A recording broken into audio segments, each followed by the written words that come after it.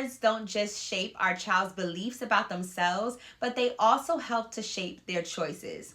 Hey mama, my name is Janiqua. I'm an early childhood educator and I focus on helping moms to create an emotionally safe space for their little ones, all while supporting you mama.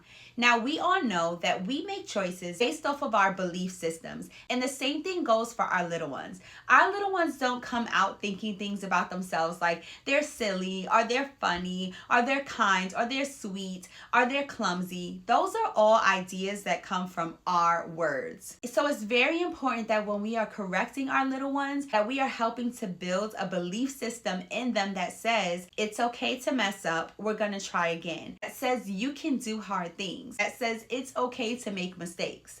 Oftentimes, when we go to correct our little ones, we start off with a label, or we use two different sentences: you always and you never. And the reason why we do that is because we think and assume that when we say, you never get this right, or you always do this, that it's going to make our children say, oh no, I don't want them to think that about me, so let me stop doing it. But actually what happens is the direct opposite. The more that a child hears, you never, you always, those words that they are hearing are starting to shape their beliefs, and then it trickles down into their choices. A child who constantly hears negative correction starts to believe that they are always bad, that they are always clumsy, that they don't know how to make the right choice.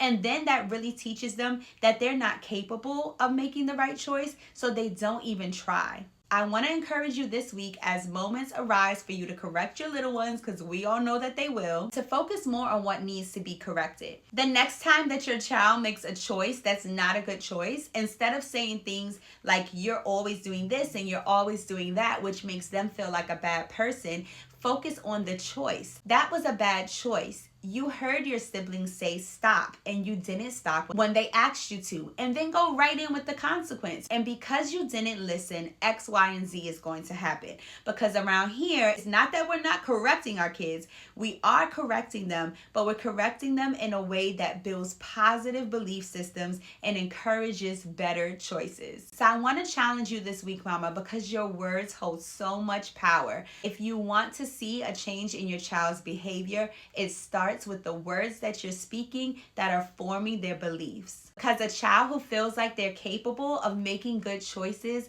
will make good choices. That's it for today's video, mama. And as always, breathe easy, because when it comes to all things motherhood and early childhood education, your girl's got you.